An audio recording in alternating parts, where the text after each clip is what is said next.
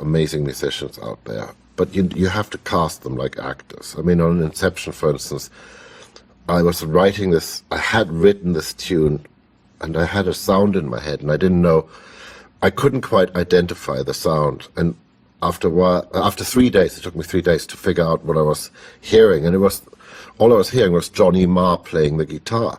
But it wasn't because it was a Fender guitar through a Fender amp and anybody could do it. It was specifically Johnny.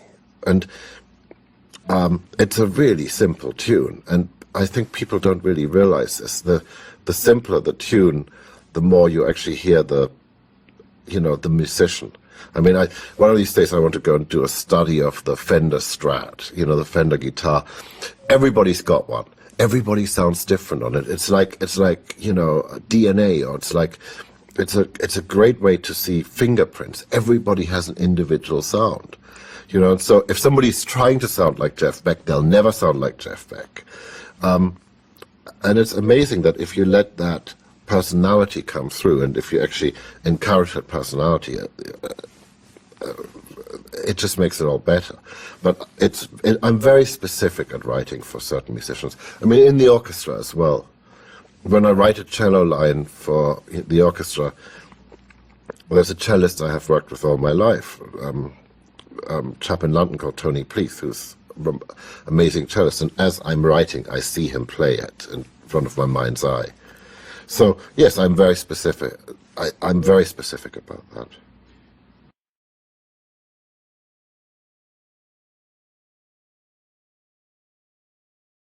Moving to England, being in England, and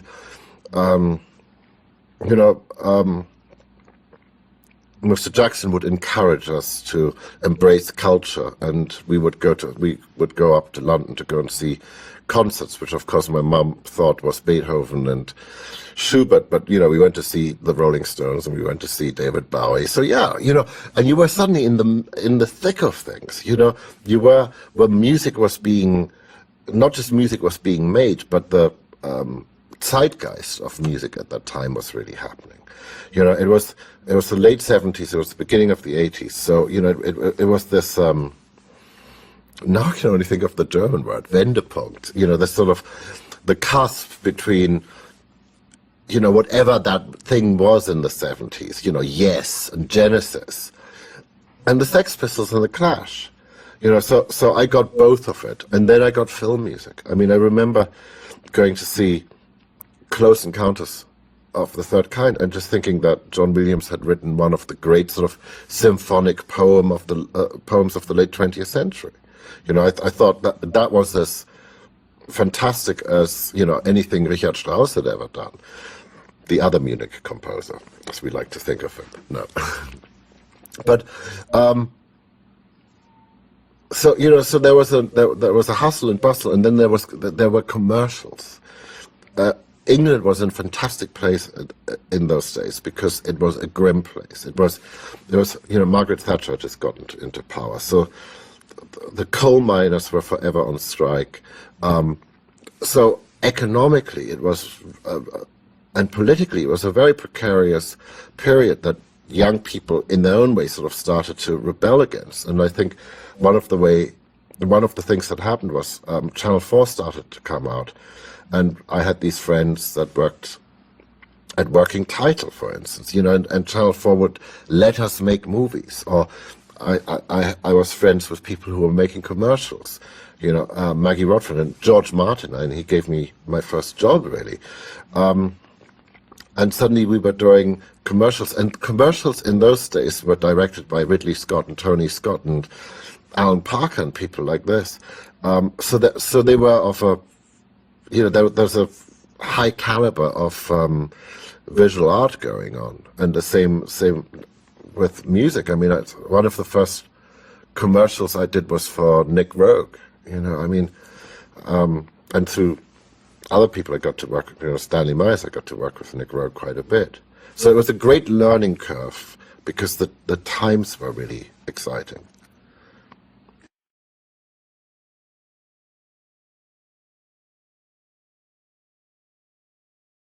All technology, all technology influences our life all the time, and the thing is to make sure that the technology doesn't rule your life, that you can go, and that was the thing, when I started, they were very simple. There were these simple little things, it had, an oscillator and a filter, an amplifier, an ADSR. I mean, there were like 4 components to the thing, and that's quite a manageable thing. And with those 4 components, you could go and make all these different sounds. Then, of course, I discovered recording studios, and that was a whole other synthesizer in itself. And the idea, and it was very much an idea of the late 70s and 80s, that the recording studio is an instrument in itself, a musical instrument. And the thing I think we were or I certainly was very aware of, because by not being a good performer in front of people, I started concentrating more and more on doing recordings. And a recording is a very, very different beast from a performance. I mean, when you go and see Oscar Peterson, Jeff Beck, I don't know, it doesn't matter who it is. When you go and see them perform, the music sounds different than when you hear the recording. I remember seeing Alfred Brendel play, and then buying that concert on a CD, and the note lengths were different. The actual performance somehow was a different performance, because, when he let go of the note, visually I heard the end of the note, but maybe the decay of the note had already happened much earlier. So, I very quickly realized that doing a recording was a different thing from doing a concert or having. It was a different way of presenting music, and I became really interested in, what recording can do and what the technology could do. So yes, and it was a brilliant time where technology in recording and technology in music was advancing at a sort of rapid rate. Every week there's something new which we could try, destroy, play with, whatever.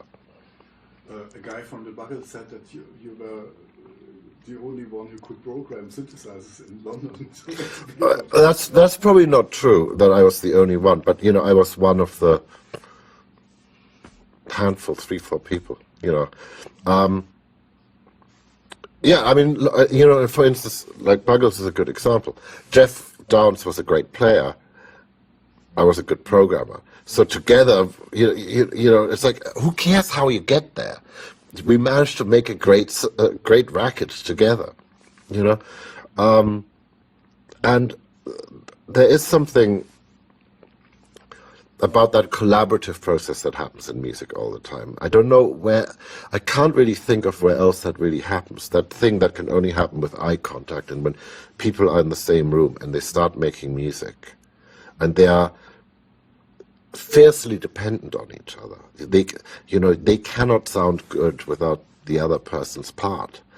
And just taking this a little bit further, and it's really people like George Martin, Quincy Jones, who started, that the record producer suddenly became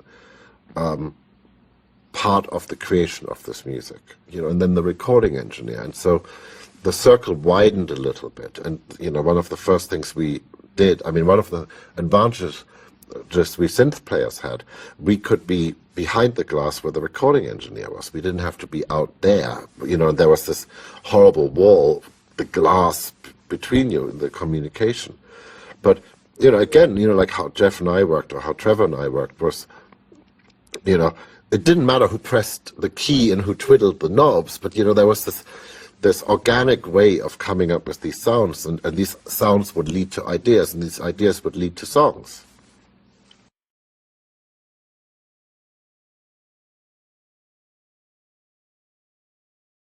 No, the possibilities, even before then with the Mellotron, that you could go and somehow capture an orchestra digitally, and it wasn't really, it was never about imitating an orchestra. It was more about creating the emotional experience of an orchestra, which didn't necessarily have to rely on having 100 people in the room. With technology, it became really quite simple to do. The downside of course, is that you don't have 100 people in the room anymore, and from then to now, I mean, I've really started to appreciate what it means, that the one thing that you can't electronically recreate is the spirit of 100 people aiming their emotion in one direction. And that's, you know, that's the magic of a real orchestral performance. But you know, for me, there was never, as German as I was never that dogmatic the way people were about, you know, that, for instance, synthesizers didn't fit into an orchestra or vice versa. If it made a noise, if you could play a tune on it, or even whatever, half a tune on it, it was a musical instrument. It was a piece of technology. I mean, don't tell me a violin isn't a piece of technology. It's just a technology of a different century. So it might have just been blind ignorance that stopped me from having those prejudices against, you know, if it made a noise, use it, you know, make music with it.